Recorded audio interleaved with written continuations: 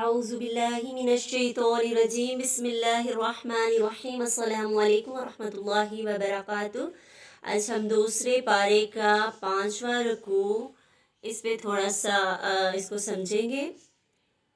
इसमें हलाल और हराम की अहकाम है 168 से 8 तक हैं और 168 से 176 तक।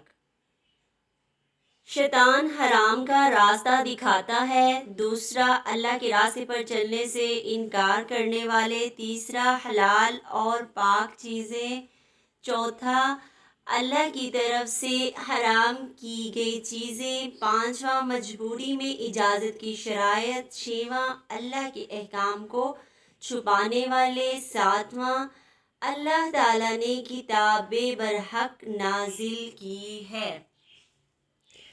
जी तो अल्लाह ताला ने यहाँ से 168 आयात से हमारे लिए हराम और हलाल के अहकाम नाजिल कर दिए हैं।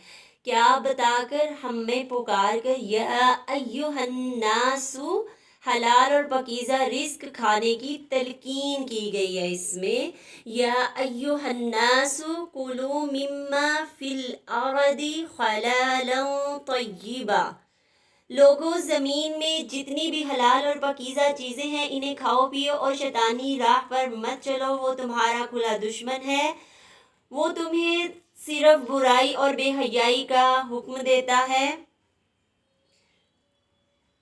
और कहो तुम अल्लाह पर जो नहीं तुम इल्म रखते, और ना कहो तुम अल्लाह पे जो जिसका तुम इल्म नहीं रखते। 168 आयत बहुत ही अहम है।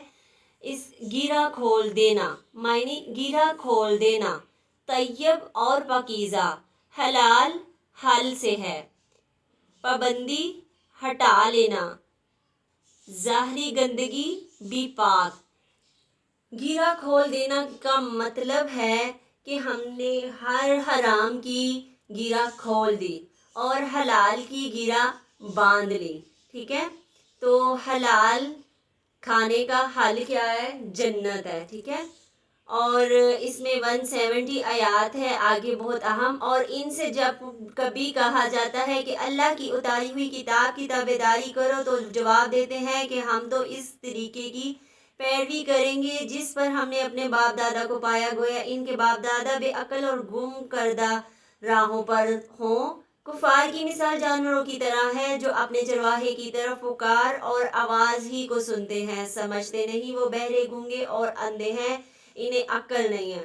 देखिए अल्लाह ताला इसमें बता रहे हैं साफ साफ 117 आयात में बता रहे हैं कि वो कहते हैं कि जैसे हमारे बाप दादा, जैसे हम भी कहते हैं कि हमारी तो ये रूटीन चली आ रही है, हमारे में रवाज है, हमारी तो नस्लें बाप दादा सारे यही करते आ रहे हैं। तो अल्लाह ताला इधर काफरों को भी यही बात कह रहे हैं कि वो भी यही कहते हैं कि हमने जिन पर अपने बाप दादा को पाया हम वही करेंगे। तो अल्लाह ताला इधर साफ बता रहे हैं कि अगर वो अक्ल नहीं रखते, बेअक्ल थे, तो क्या तुम भी अक्ल नहीं रखोगे? तो इनकी मिसाल किनके साथ मिलाई गई? जानवरों के साथ, कि जो अपने चरवाहे को जिधर आवाज देते हैं वो उधर ही चले जाता है, क्योंकि वो अंधे हैं, बहरे हैं, गूंगे हैं, जानवरों की तरह जिधर किसी ने रस्सा खींचा और आवाज़ दी उसी तरफ लपक पड़े।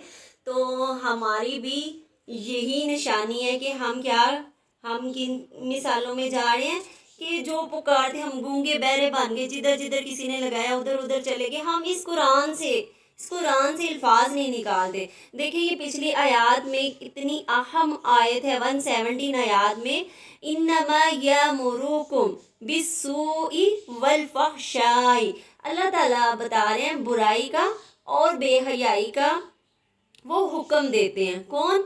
जो मुनाफिक है, अंधे गूंगे बहरे हैं, वो जिधर कोई लगाता है, जिधर कोई हुक्म देता है वो उस तरफ चल पड़ते हैं और आगे वो भी यही काम कर रहे होते हैं। ठीक है, तो उनकी मिसाल किनकी मानिद है? गधों की मानिद है, जो के जानवर हैं, वो सुनते ही नहीं है, जिधर लगाते हैं, जिस जगह पे गंदगी है वहीं पे बैठ के वो खा लेते हैं। तो हमने इन चीज़ों से बचना है, क्योंकि खाने का असर इंसान की ज़ात पर होता है। नमाज और कुर्बानी सिर्फ अल्लाह ताला के लिए है, हमें सिर्फ वो करना है जो अल्लाह ने हमें हुक्म दिया है। اب یہاں پہ کھانے کی چیزوں کے حوالے سے ہی بات کی جا رہی ہے، اس لیے پوائنٹ پہلے ڈسکس کر دیے گئے ہیں۔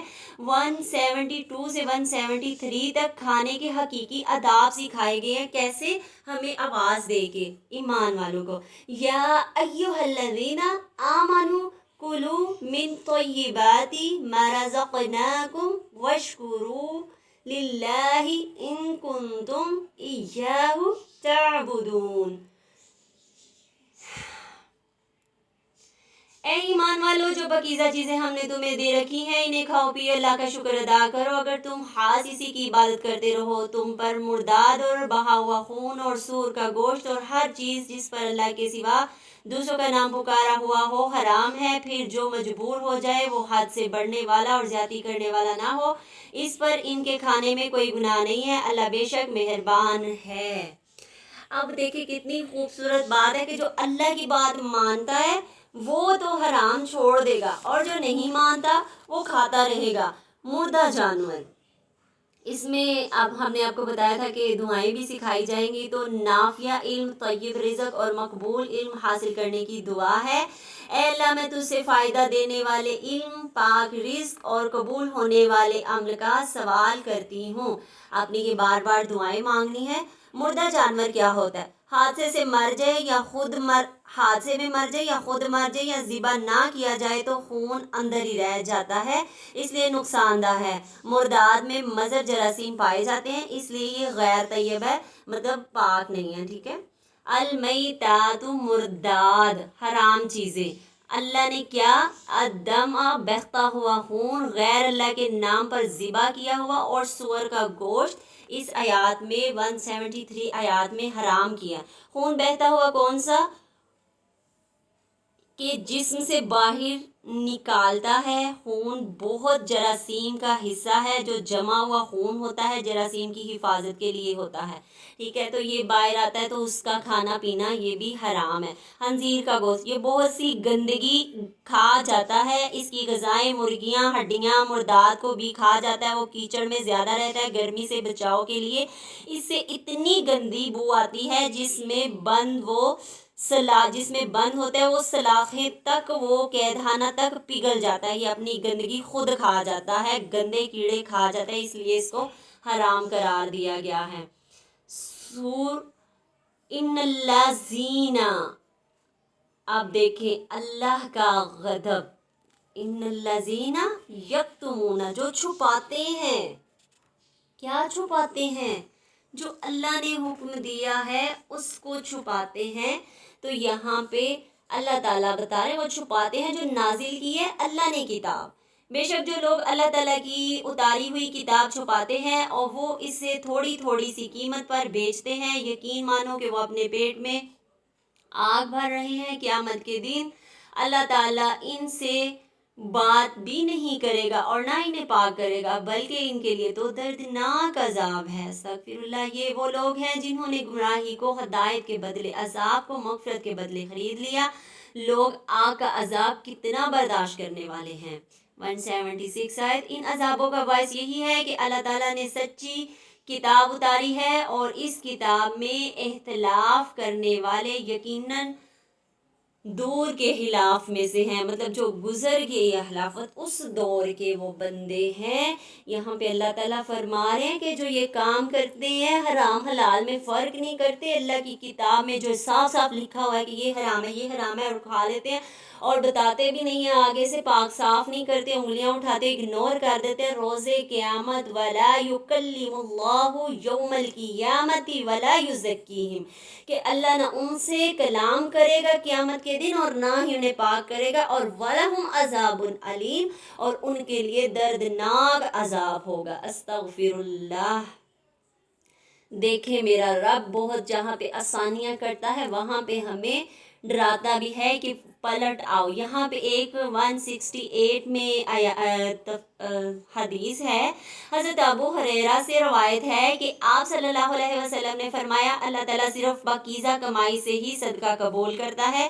اللہ کے حلال اور حرام میں پابندی اور شیطان کی کھلم کھلی دشمنی۔ حضرت عمر سے رضی اللہ عنہ ایسا شخص جو کہ لمبے لمبے سفر کرتا ہے گرد و غبار میں بھرا ہوا، پھر ہاتھ آسمان کی طرف اٹھاتا ہے اور کہتا ہے اے میرے رب، اے میرے رب، حالانکہ کھانا اس کا حرام، بیٹا اس پہننا پینا اس کا حرام، لباس اس کا حرام اور غذا اس کی حرام، پھر بھی دعا کیوں کر قبول ہوتی ہے؟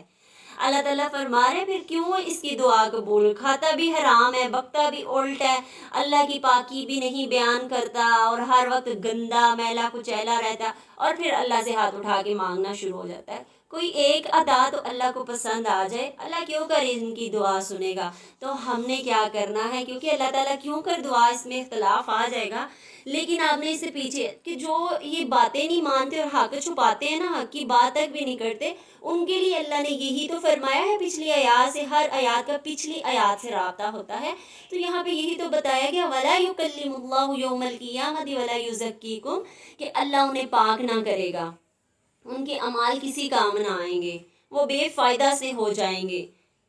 ٹھیک ہے، تو ہم نے کیا کرنا ہے، اپنے مالوں کو پاک کرنا ہے، صاف ستھرا رہنا ہے، اور حرام حلال میں فرق کرنے کی چھوٹی سی کوشش تو کرنی ہے۔ باقی تو اللہ غفور الرحیم ہے، بخشنے والا ہے، وہ تو بخش ہی دے گا۔ کھانے کے حوالے سے اللہ تعالیٰ نے بتایا کہ طیب ما رزقناہم واشکروا، اور یہاں پہ اللہ تعالیٰ نے روکا تھا ہمیں، تو اس لیے مجھے لگا کہ تھوڑا سا ہم پھر اس آیات کو سمجھ لیتے ہیں ڈیٹیل سے۔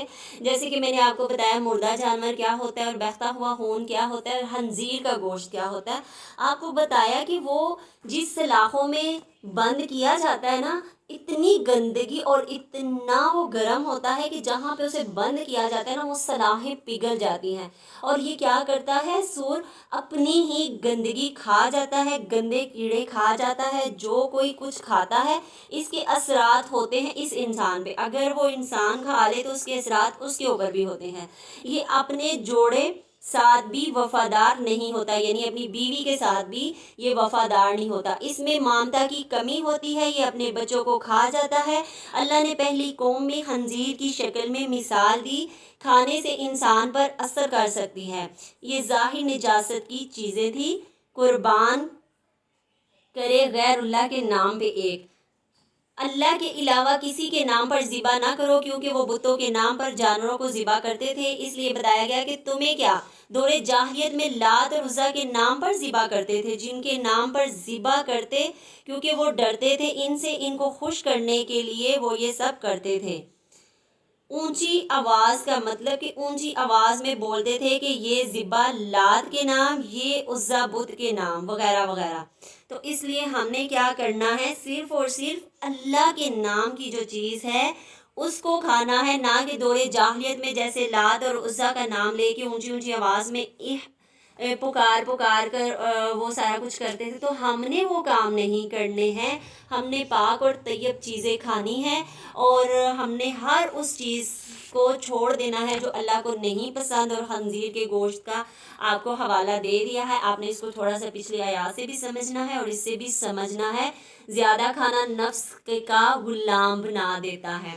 ٹھیک ہے، بیجا چیزیں کھانا اور ہر وقت کھاتے رہنا، یہ کیا کرتا ہے، نفس کا غلام ہمیں بنا دیتا ہے۔ تو ہم نے نفس کا غلام نہیں بننا ہے۔ آپ نے یہاں پہ پڑھا نا انما حرم علیکم المیتات والدم واللحم الخنزیر وما اہل، یعنی اہل اونچی آواز میں اس کا نام لینا، کیسے، یہ لات کے نام، یہ عزا کے نام اونچی آواز میں پکارنا، یہ گناہ کے کام ہے۔ ہمیں صرف اور صرف اونچی آواز میں اللہ رب العزت کا نام لینا ہے، اسی کے نام پہ ہر ذبح کرنا ہے۔ اللہ تعالیٰ آپ کے اور میرے علم میں اضافہ فرمائے، آمین یا رب العالمین۔